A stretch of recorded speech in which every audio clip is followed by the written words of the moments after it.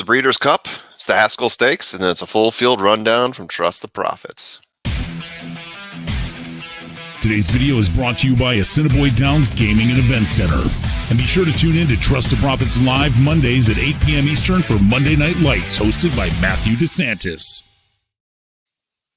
Hey everyone, Trust the Profits, it's the formula here, and yes, I'm talking about the Haskell Stakes, not as of 7-1, but as of 7-17. At least as far as we know of it today, it is going to occur on this Saturday at Monmouth Park, July 22nd. $1 million G1. When you're in for Breeders' Cup, 9 furlongs, 1 1/8 mile on dirt. Yes, I said it's a G1. And look at that setup we got here, possibles and probables. It's a bit far out right now, so we don't know for sure who's going to be in it. So I'm giving you an early edition of the full field rundown like we sometimes like to do. Let's go ahead and get started with whoever is on our list right now. And if we have to redo it later, we'll redo it later when we learn more about it. But moving on, Arabian Night. Where you been all this time? Arabian Night for a while was the top on my power rankings in terms of Kentucky Derby contenders. After that win at the Southwest Stakes by 5+ lengths over Red Route 1, Frosted Departure, Sun Thunder, Jace's Road, he was looking like a world beater, but then he got derailed, fell off the Derby trail. 2 wins. I mean, yeah, I just talked about the Southwest Stakes. Before that, he broke his maiden at Santa Anita, I believe, going 7 1/4 lengths ahead of Determinedly in that win. Just been an extremely impressive horse. At the beginning of the year, at least in January, this is the horse that I thought was Bob Baffert's world beater. This was the horse that I really wanted to track, and it was pretty sad when he did fall off the Derby trail. So if he is going to end up running in this one, it's pretty exciting to have him back.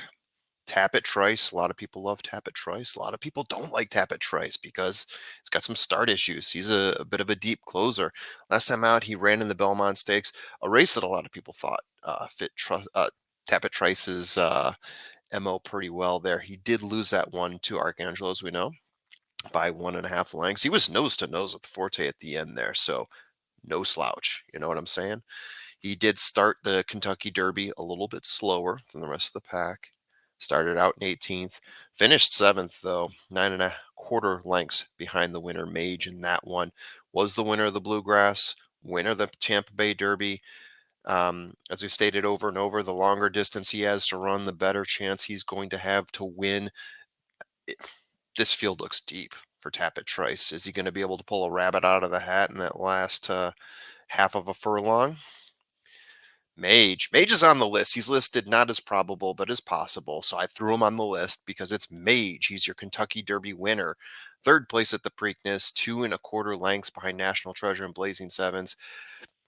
Tough turnaround for MAGE on that one. I got to believe in any other race, he is way better than Blazing Sevens. I'm sorry. I've seen enough of Blazing Sevens to not be impressed up to this point. 2022 looked good for Blazing Sevens. 2023, he had some struggles.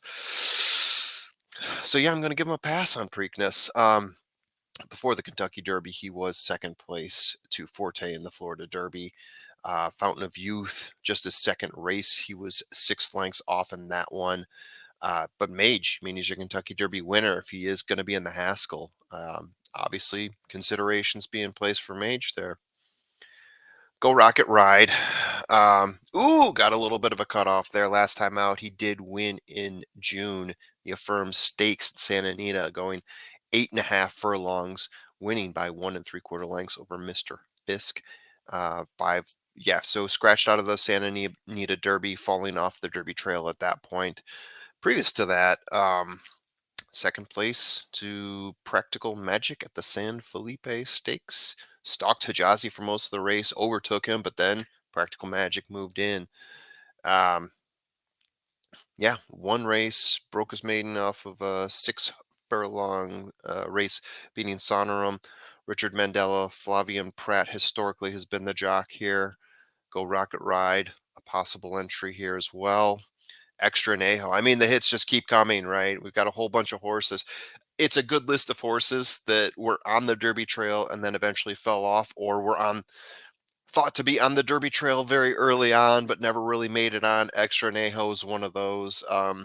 got a lot of talk in 2022 for this horse. Looked really good for Steve Asmussen. But then, as luck would have it, for a lot of these horses, injuries and different issues along the way fell off the Derby trail. But the last time out for Extra Anejo, he did win a, 1 mile, 127K allowance race at Ellis Park, 6.25 lengths over Tall Boy.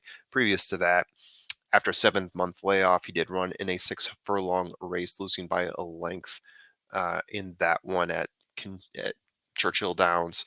But yeah, Extra Nejo, a lot of people interested to see what this horse can do. Is this the bounce back race for him? Is this a race where we're actually going to see some seriously Extra Nejo? Another horse that falls into that category for me, Awesome Strong. I was definitely looking at this horse early on. Um, 2022, he was just racking up wins, 4 wins in his 4 wins to start his career. Yes, at Gulfstream, 5 races, 4 wins lifetime. So yeah, the last race out was his out of the money finish, 5th place in an AOC race at Delaware. After that 8-month layoff, looked flat and only went for 6 furlongs there, but he did fade. He was a little bit closer to the pack, faded back 5.25 lengths back. So not a really good rebound race for Awesome Strong. But you look before that in deep fields too. I'm big fields. 2022, he ran in the reality stakes, winning by 1.5 lengths there. Won a 7 furlong firm stakes, winning by 3 lengths there.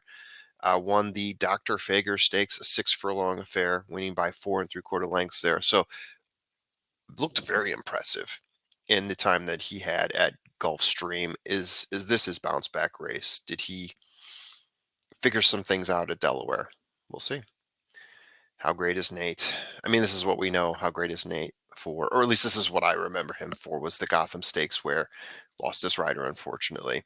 Um, but other than that, extremely impressive. 5 wins in 8 races. 3rd place finish thrown in there as well. Last time out was his 3rd place finish at Monmouth in the 8.5 furlong Pegasus Stakes, trailing Salute the Stars and Kingsbarns there by 2.5 lengths. So that's good company to be in if you're going to be losing a race.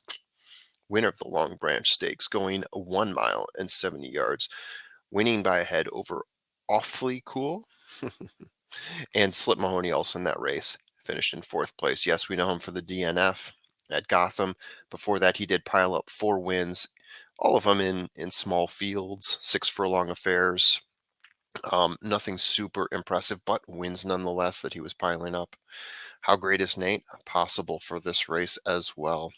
Who else we got there? We got Salute the Stars. We just talked about him. He is the winner of the Pegasus Stakes, beating Kingsbarns by a neck. Kingsbarns was one of the horses going into the Derby that a lot of people did like. I think he was undefeated going into the Derby, if I'm not mistaken. Before that, Salute the Stars did win a 120K allowance race. Spell check failed me on that one at Churchill Downs, going 9 furlongs on dirt, winning by a neck. And he was on turf before that. Did break his maiden at Ellis Park, 8.5 furlongs, winning by 3 lengths. So this is a Brad Cox horse, Yoel Rosario horse. Salute the Stars definitely up for consideration.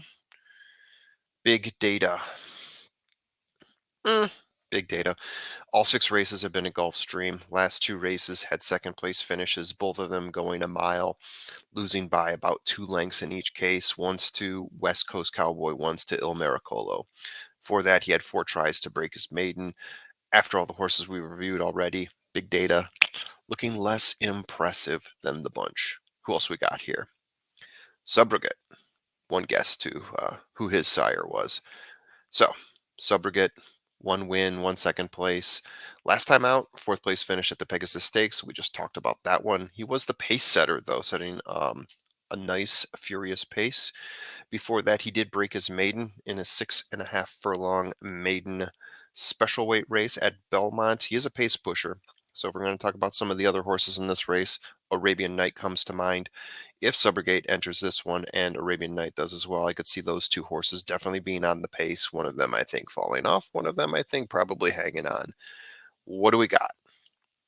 Strategy. What is the strategy for the Haskell Stakes as we see it today, 7/17? Well, I like Arabian Night to win. This was my horse early on for the Kentucky Derby in terms of our power rankings at Trust the Profits. Once he fell off, obviously I was looking elsewhere. Uh, Forte and Angel of Empire. But moving on to this race. So if we're going to place a win here, I'm going to say it's Arabian Night. If you're going to place any sort of value play, Salute the Stars. I think you can probably get a good value on here. So if we're going to key, I would key Arabian Night plus Salute the Stars, Tapit Trice. MAGE listed as possible. So I put a star next to his name saying if he runs, because it's probably more probable that the top three run. And yeah, we'll talk about possibly doing a re-record of this once we actually do get the full list out. But wanted to give you full field rundown as we know of it today, as we think of it today. What do you guys think? Do you agree with what I've said so far, or do you have your own winners that you want to place out there? I'm sure some of you got some long shots for me here. Probably some love for extra Anejo. Why wasn't he on my list? He's probably the next one up if Mage drops.